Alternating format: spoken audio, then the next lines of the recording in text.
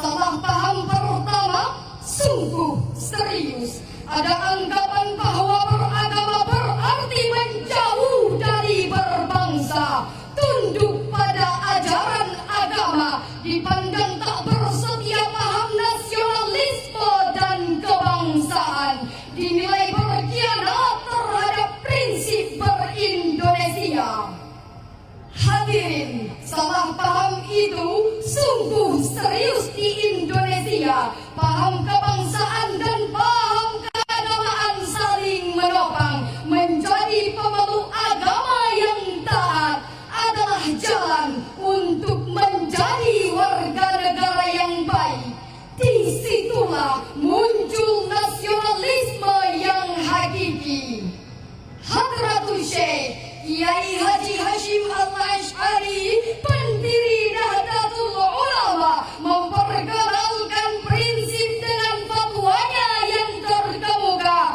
Hubbul watan minal iman, mencintai tanah air adalah sebahagian dari iman. Hadirin, Indonesia bila tak mawas diri terhadap buminya, rakyatnya, sukunya, bukan hal yang impossible untuk melahirkan disintegrasi bangsa serta mudah diganggu oleh bangsa lain. Semangat nasionalisme akan terkoyak, kebersamaan berubah kepada kelainan. Beda agama bukan lagi kekuatan, merajut ukhuwah tinggal genangan. Rasisme muncul ke permukaan, oknum agama menebarkan pemurtadan, pendangkalan akidah, berkedok kemanusiaan. Akhirnya runtuhlah semangat nasionalisme bangsa. Setelah kami duduk rembuk, kami rangkai sebuah tajuk agar menjadi penyejuk dengan judul Nasionalisme untuk mewujudkan persatuan dan kesatuan bangsa dalam perspektif Al-Quran.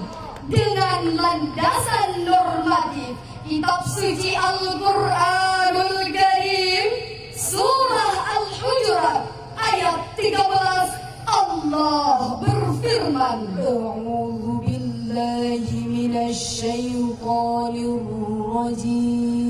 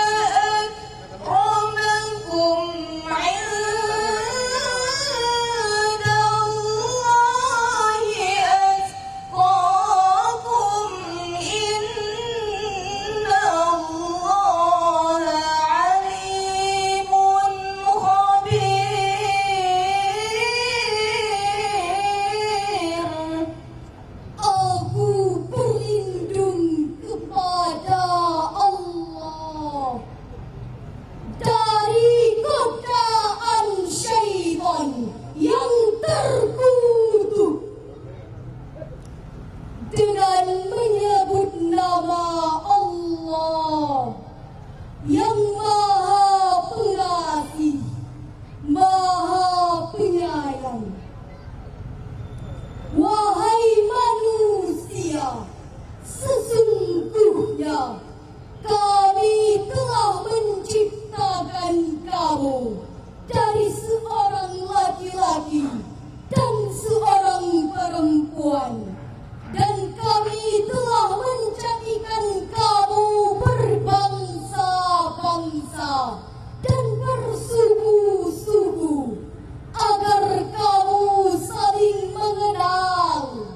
Sesungguhnya orang yang paling mulia di antara kamu di sisi Allah ialah orang yang paling bertakwa. Sesungguhnya Allah Maha mengetahui, Maha teliti. Majelis hakim, hadirin sebangsa setanah air yang kami muliakan.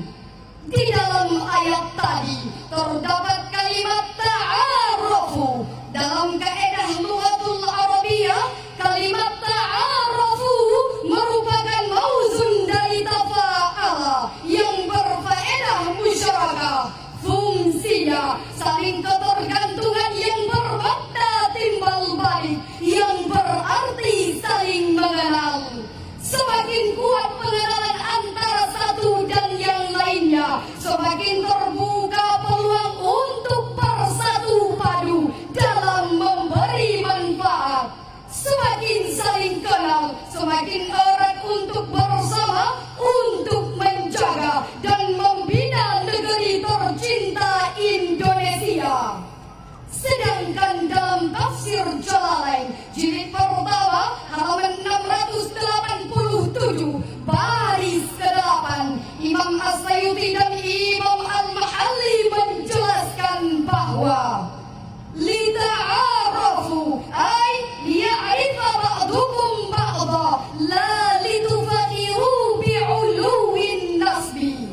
Maksudnya untuk saling mengenal antara satu dan yang lainnya, bukan saling membanggakan diri karena tinggi martabat garis keturunan. Hadirin, asbabun nuzul ayat tadi yang diriwayatkan oleh Abu Mulaika pada saat terjadinya Fathul Makkah tahun 8 Hijriah, Rasul mengutus Bilal bin Rabah untuk mengumandangkan azan. Kemudian Haris bin Hisham berkata, Rasul tidak mendapatkan orang azan kecuali burung gagak hitam ini. Kalimat burung gagak hitam ini adalah ejekan kepada Bilal karena warna kulitnya. Lalu turunlah ayat yang telah dibacakan tadi dengan penegasan tidak ada perbedaan antar sesama untuk fisik luar manusia, namun yang menjadi pembeda kemuliaan jiwa dan rasa. Dasar ayat ini, mari kita tumbuhkan semangat nasionalisme bangsa. Biarkan orang Aceh dengan tari sawannya, biarkan orang Padang dengan tari piringnya, biarkan orang Batak dengan tari tortornya, biarkan orang Jawa dengan tari jaipongnya. Ingat, Indonesia dibungkus dengan Bhinneka Tunggal Ika. Bersatu kita teguh, bercerai kita runtuh. Hadirin, Allah mengisyaratkan kepada kita untuk berbuat baik dan berlaku adil kepada orang yang beda agama dan beda kepercayaan. Hal ini dipertegas oleh Allah dalam Al-Quranul Karim, Surah Al-Mumtahanah ayat 8 sebagai berikut.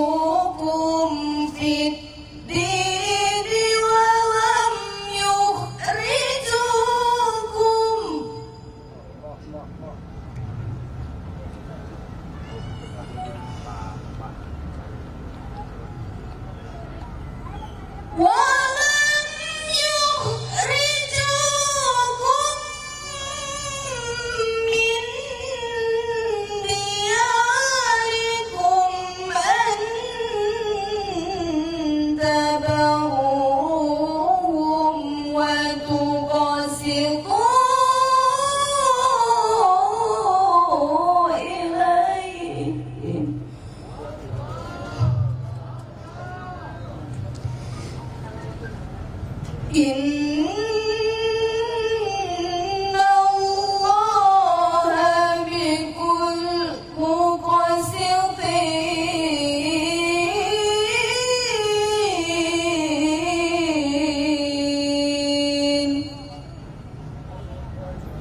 Sadaqallahul azim.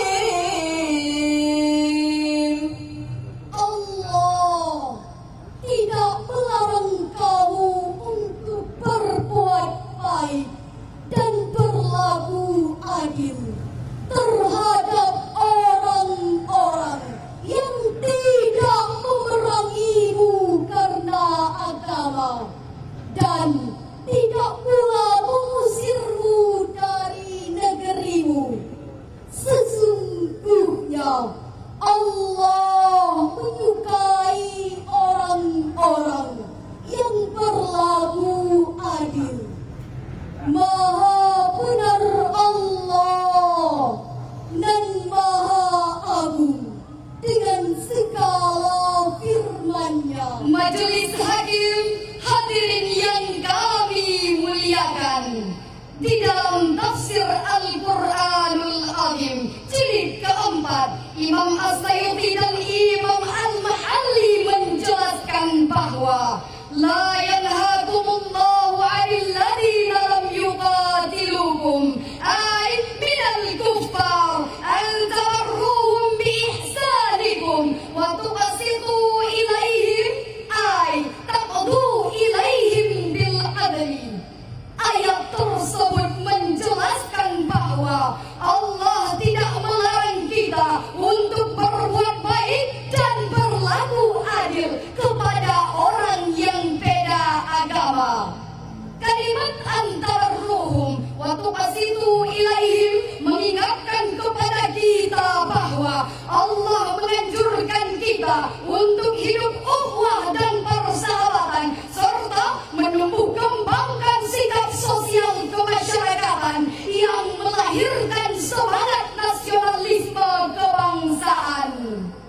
Hadirin, asbabun nuzul ayat tersebut telah diuraikan oleh Imam Al-Qurtubi dalam tafsir Jami'ul Ahkamil Quran jilid ke-20 halaman 408 yang diriwayatkan oleh Imam Bukhari dan Muslim dari Asma binti Abu Bakar. Beliau berkata, suatu hari ibu saya mengunjungi saya. Ketika itu ia terlihat dalam kondisi cenderung kepada Islam.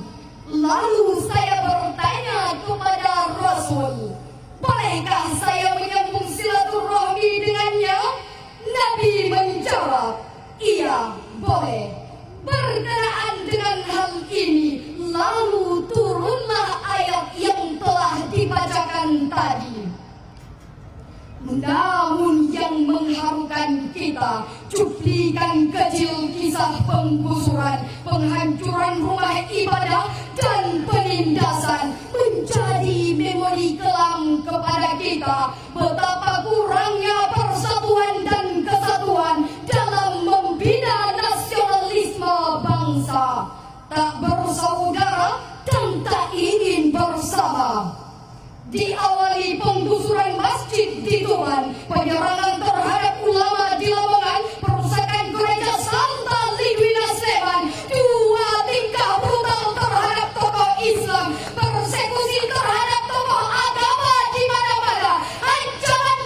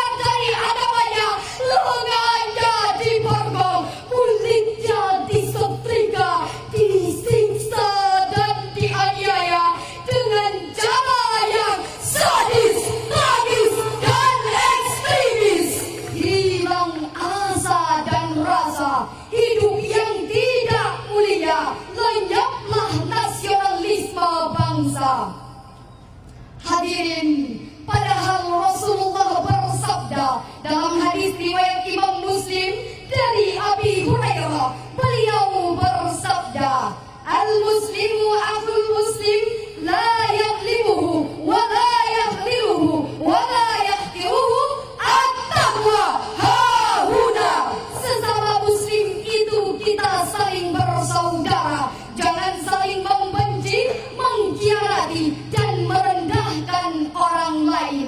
Disinilah ketakwaan. Pesan Rasulullah itu mengajarkan kepada kita agar tidak saling membenci, mengkhianati, mencaci maki. Aktualisasikan hal tersebut di Indonesia, terutama di Aceh, tanah mulia, marwah syuhada, patriot pejuang bangsa. Betul hadirin? Jika sikap ini diimplementasikan dalam kehidupan umat, insya Allah persatuan dan kesatuan akan menjelma di dalam kehidupan kita. Bangsa ini akan menjadi bangsa yang subur dan makmur dalam ranah kejayaan, jauh dari perpecahan. Majelis Hakim, hadirin yang kami banggakan, dari uraian tadi terdapat dua hal sebagai kesimpulannya. Pertama, mari sama-sama kita tumbuhkan semangat nasionalisme bangsa.